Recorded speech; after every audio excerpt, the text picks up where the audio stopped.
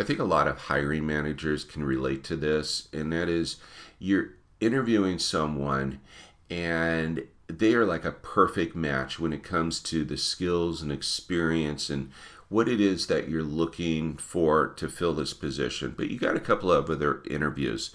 And so the next interview, maybe the individual is not as skilled or competent, but for whatever reason, you just click better. Maybe they're 90%, but wow, what a click that there is. And guess who usually gets hired?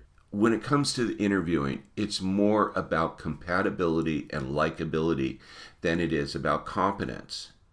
I mean, it was your resume that validated your competence. It was the phone screen that validated your competence.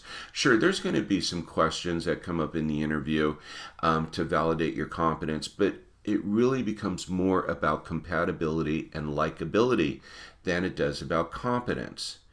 And you're going to make your first impression within about the first 7 seconds. You don't have a lot of time to create that bond, that relationship that I'm talking about. And there's only a couple of things that you can do during those first 7 seconds if you think about it. I mean, number one, you're standing up and you're greeting the individual. Make sure that you stand up tall, that your shoulders are back, that they're wide, you're not closed up, that you're looking at the individual, eye contact, and you're smiling. My God, you think that this is simply a no-brainer, but as a hiring manager, I can tell you that probably 35-40% of the individuals that I ever interviewed out there, they just didn't smile when we met for the first time. I mean, they were nice people and everything, but show me a little bit of teeth there.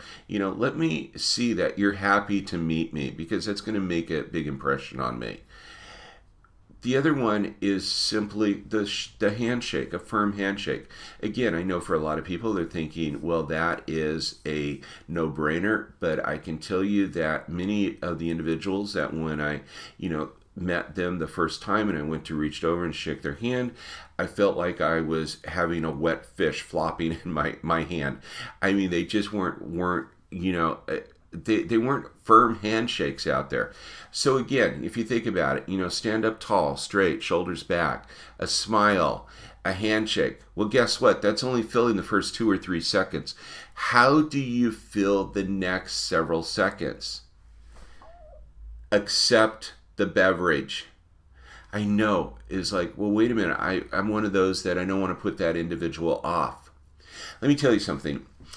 This is so important, and I didn't even recognize this. I was someone who would never accept a beverage when I was in interviewing, because I didn't want to make that other person feel like they had to go out of their way for me. But here's the deal. If that individual goes back to the office, has a cup of coffee at their desk, and you say no to a coffee or water, and every time they take a sip, they're going to feel there's something off. They may not be able to pinpoint it, but they're going to notice that there's something off, and it could be subconsciously. It wasn't until I really started studying this that I recognized it. The thing is when they take a sip and you don't have something there, they're going to feel that little thing off. However, if you would have accepted a beverage, if you would have said yes to the coffee or the water, and you never touched it, it just sat over there, that feeling for that individual interviewing you is not going to be there. They're not going to feel anything off. Here's the deal about accepting the beverage. It's more noticeable if you say no to the beverage than if you say yes to the beverage and you never touch it. Because I've had people where they'll say, sure, I'll have a cup of coffee or water or something like that. And we're talking, and I'm sipping my coffee and I'm listening to you and I'm asking you questions. I never noticed that you're not, touching your beverage. However, if you didn't have one and I'm doing the same thing, every time I take a sip, I would notice that there's something off there. And you don't want anything feeling off. You want that individual feeling comfortable with you. And here's another thing. Let's say that I was sitting in my office for the last couple hours. The front desk calls me and says, hey, Bill, your 3 o'clock appointment's here. And I'm thinking to myself, that sounds good. And I'm going to be able to get a break, get some coffee too. So I go out there and I say, hi, James, nice to meet you. Thank you for coming in. Can I get you some coffee? And you say no.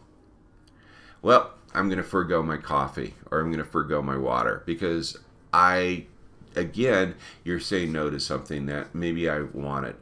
So, review. It's the first 7 seconds that you're going to make your first impression. And it's more about compatibility and likability than it is about competence. So what do you do in those first 7 seconds? Number one, you're going to stand up straight, shoulders back. You're going to smile at me. You're going to make me feel that you're happy to see me. I want to see a little bit of teeth there. Give me a handshake, and then you're going to accept the beverage.